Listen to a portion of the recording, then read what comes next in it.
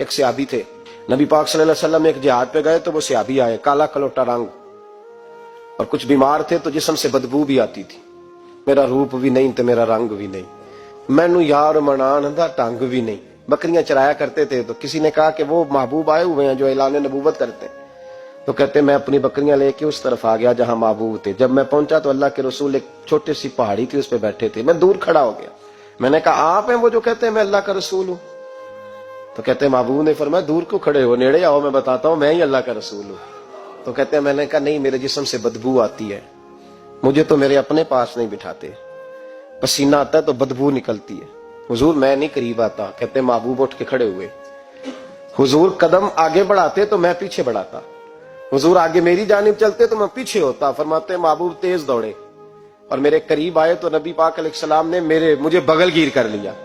جب محبوب پاک علیہ السلام نے مجھے سینے سے لگایا اور کالا سیاہ میرا ماتھا اور اس پر پسینہ اور بدبو، کہتے ہیں محبوب نے جب میرے ماتھے پر بوسہ دیا تو میرا چہرہ بڑا کالا تھا پر میرا دل سارا نور سے معمور ہو گیا، اور میرے اندر سے آواز آنے لگی یہ جھوٹے نہیں، یہ اللہ کے سچے رسول ہے۔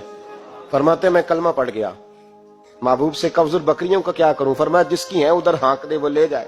کہتے ہیں بکریاں چلی گئیں، میں نے کہا میرے لیے کیا حکم ہے؟ تو حضور نے فرمایا یہ تلوار ہے، وہ گھوڑا ہے، وہ میدان ہے، جہاد کر۔ کوئی وضو نہیں، کوئی غسل نہیں، کوئی نماز نہیں، کوئی سجدہ نہیں، تلوار لی، میدان میں نکلے، جہاد شروع ہوا، چند منٹ گزرے کہ شہید ہو گئے۔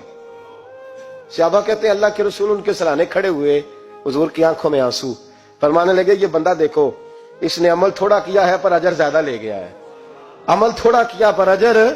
فرمایا ابھی کلمہ پڑھا، ابھی شہید ہوا ہے اور حوریں ساری جنت کے دروازے کھول کے کھڑی ہیں، جیسے روح جائے گی اللہ فوراً ہی جنت عطا فرما دے گا، اس کی قبر بقائے نور بن جائے گی۔